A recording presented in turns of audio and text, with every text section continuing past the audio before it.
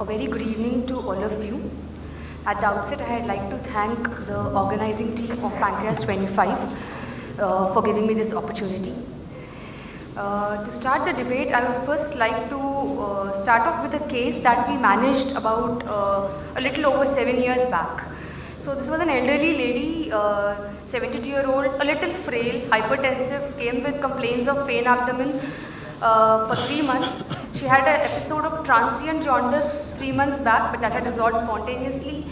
Ultrasound just showed a slightly prominent CBD, and EUVIS was done, and she had a 1 centimeter tumor in the pancreatic head, FNAC of which showed a grade 1 neuroendocrine tumor. Chromogranin was 1200. Dotanox showed a focal uptake in the pancreatic head. So a typical case of what one would call a small neuroendocrine tumor and a management dilemma. So management of these small neuroendocrine tumors is controversial. Surgery used to be the gold standard of treatment, but because of the morbidity, more and more papers and studies came in support of observation, and the ablation is a new kid on the block, which has now tried to come in the tussle between surgery and observation. So before we move on to what should be the ideal treatment, we should understand A, what is the treatment procedure, and B, what is the disease that we are dealing with. So first, if we talk about surgery, it is obviously recommended for larger lesions. For less than 2 centimeters, here's where the debate lies, but it is the only treatment option that gives a chance at cure. You have a plethora of surgical options available, both mid-open and minimally invasive. But what is common to all these is that these are major surgical procedures. There is a risk of morbidity which ranges from 5 to 50%, a small but definitive risk of mortality under 2% in high volume centers, entails definitive prolonged hospital stay, and in the long run there is a risk of exocrine and endocrine insufficiencies.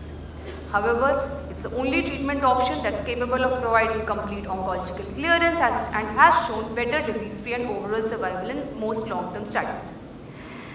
So the next, what is the disease that we are dealing with? So what are the factors that govern outcomes in pancreatic neuroendocrine tumors, because this would be key to us deciding what should be the ideal treatment in these patients. So the prognosis is affected by tumor size, lymph nodal metastasis, grade, the molecular profile of the tumor, the presence of lymphovascular, microvascular or perineural invasions. So we start off with tumor size. So when we talk about a small pancreatic neuroendocrine tumor, we are alluding to the size of the tumor. But the size of the tumor actually is the crudest marker of all the markers of outcome that we have when we talk about pancreatic neuroendocrine tumors. So 2 centimeters was chosen as the cutoff for pancreatic neuroendocrine tumors because it was seen in a lot of studies that these tumors smaller than 2 centimeters had an indolent behavior, did not often have lymph nodal metastasis, did not show much of a progression in size. However, there were other studies that showed that these patients did have lymph nodal metastasis. They went on to require surgery when they were observed. They had distant recurrences as well. And in fact, in this 2 centimeter itself, there were subsets of patients of less than 1 centimeter who would behave very benign fashion. Over 15 millimeters would behave more aggressively, and then those which were between 11 and 15 millimeters, which would go either way. So currently, there is no actual consensus on even the size of what we term as a small pancreatic neuroendocrine tumor. We don't know how small is actually small. So when you compare tumors which are more than 4 centimeters with less than 2 centimeters, no doubt those less than 2 centimeters have lower rates of microvascular invasion at 13% and nodal metastasis at 13%. But if you borrow from the analogy of carcinoma gallbladder, the same 10 to 15% rate of lymph nodal metastasis is adequate for you to go back and re-resect a T1B incidental carcinoma gallbladder. So why should it be very different when you talk about neuroendocrine tumors? People have compared growth rates, and here we are talking about 1 centimeter and not 2 centimeter, mind you, and more than 1 centimeter has a growth rate of 0.44 millimeters per year versus none. Small study, 39 patients, 3 patients developed distant recurrences. Next, when we talk about, when we are so fixated upon size, how are we assessing this size? We are using CT, we are using EUS. But studies have shown that these modalities tend to underestimate the size by up to 5 millimeters in nearly 10% of patients, and even overestimate size in 6% of patients. So really, we are going to talk about a 2 centimeter tumor with a margin of error of 5 millimeters, just 25% of it. So next being lymph nodal metastasis. Obviously, lymph nodal metastasis poorer recurrence-free survival, poorer overall survival. This is a meta-analysis having included more than 13,000 patients. But what's interesting is that small pancreatic neuroendocrine tumors overall had 11.5% rate of lymph nodal metastasis, and if you looked at the non-functioning ones, it had a rate of 11.2%. Even the grade 1 tumors, supposedly the more well differentiated, the more benign ones, had a 10.3% rate of lymph nodal metastasis.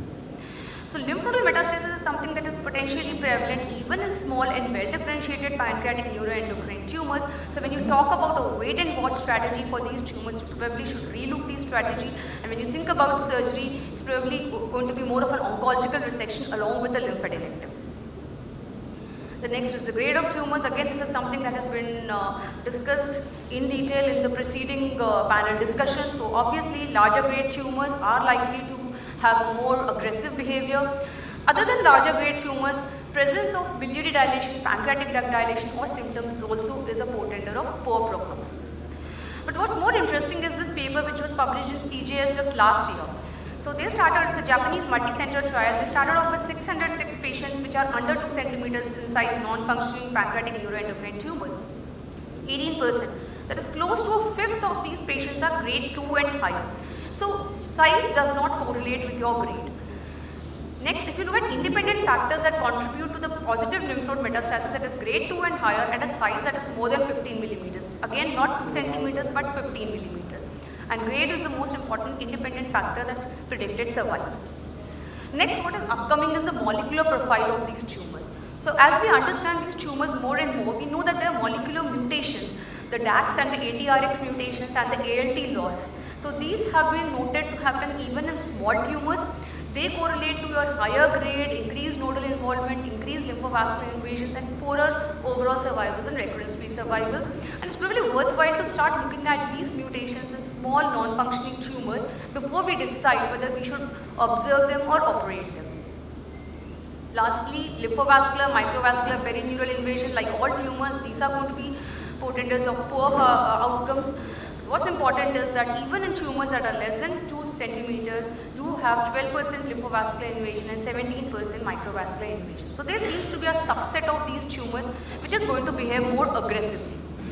So these less than 2 centimeters, this definition of small pancreatic neuroendocrine tumors itself should be questioned. It's a heterogeneous group. You cannot just say less than 2 centimeters, let's do something that is less than radical.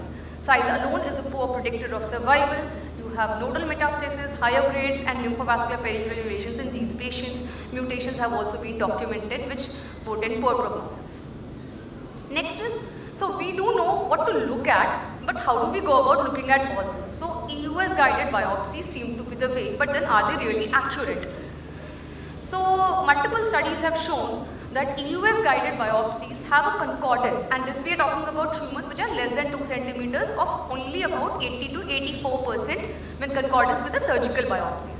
So close to 15% of patients you are likely to make an error. Of these, you are going to understage the tumor, undergrade the tumor in 11%, and you are going to overstage it in 4%, leading to potential treatment errors. However, this grading improves to up to 90% concordance when you are looking at tumors that are less than 1 centimeter in size. So EUS has an issue with estimation of size as well as the grade of the tumor. So now we come to the new kid on the block, that is ablation, and how do we go about interpreting its results when we start pitting it against surgery. So the first thing is EUS can only and only offer local control. There is going to be no lymph nodal control, no control outside the area which is being ablated.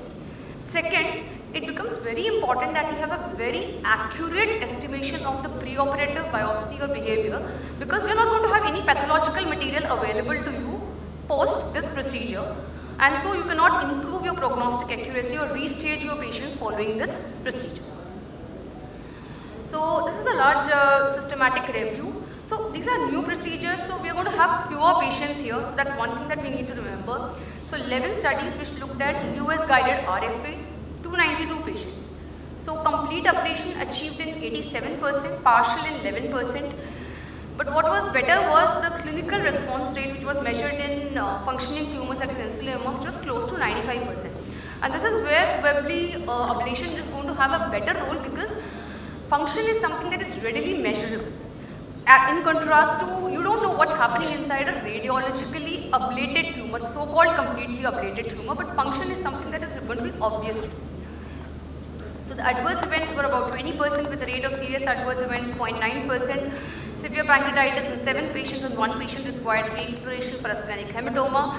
Overall seems comparable or better, obviously better adverse event rate when compared to surgery. But the key is the follow-up of almost all these studies is under 12 months, under 1 year. And we're talking about neuroendocrine tumors which are generally have very good long-term outcomes. So they're slow-growing tumors and it is a very short follow-up is really inadequate to draw conclusions about the robustness of response in these patients. There's another elegant study published in gastrointestinal endoscopy 2 years back. They did a propensity matched score comparison between ethanol ablation and surgery. 89 patients in ablation, 89 patients in surgery. So obviously surgery did poorly when it came to major complications, were more in surgery. But you look at the 10-year overall survival, it seems to be comparable between the two groups, seems to really favor ethanol ablation. So far so good. But then now we go into the details. The devil lies in the details. So if you look at the rates of complete ablation, for the sake of simplicity, we'll only look at the matched cohort. Only 60% got ablated. So close to 40% had partial or no ablation. Even amongst that subgroup of 60% which got completely ablated, you have a 47% recurrence rate. So you go ahead and add it up. So you have a close to 70% patients who have some form of residual tumor in situ in these patients.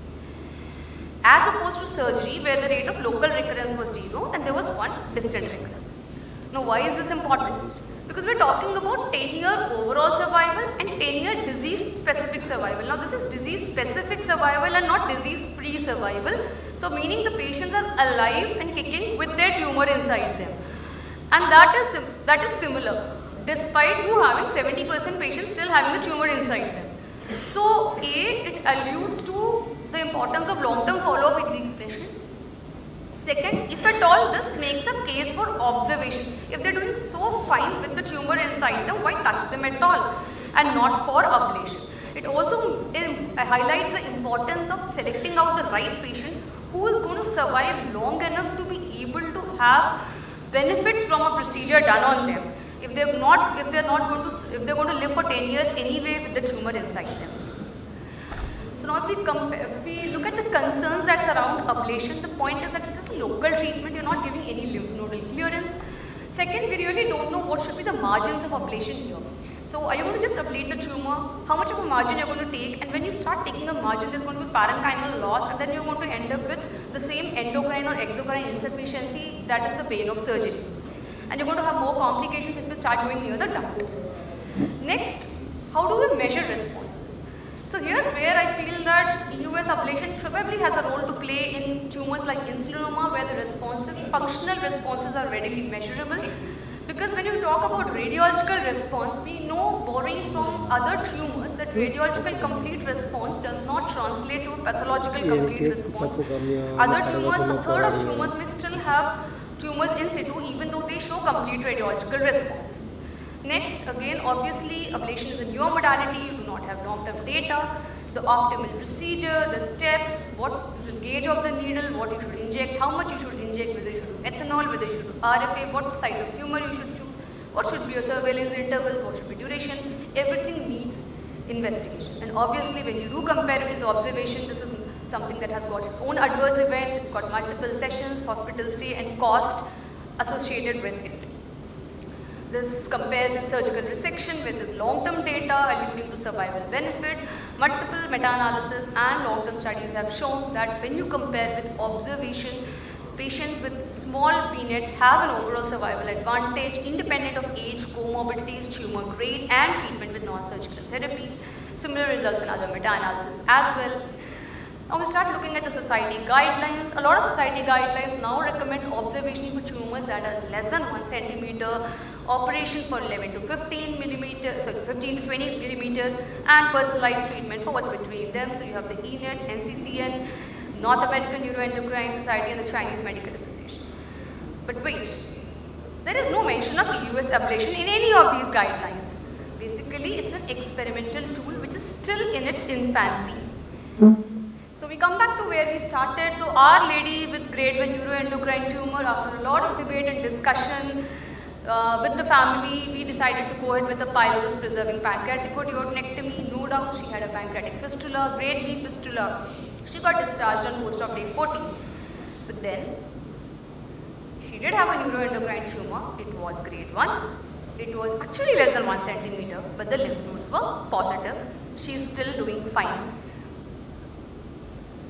So to summarize, calling a small peanut a small, looking only at the size and oversimplification of the management of a biologically heterogeneous group of tumors. You need better biomarkers to help select out patients who would benefit from observation versus resection. Surgical resection would be the standard of care for most of the pancreatic neuroendocrine tumors.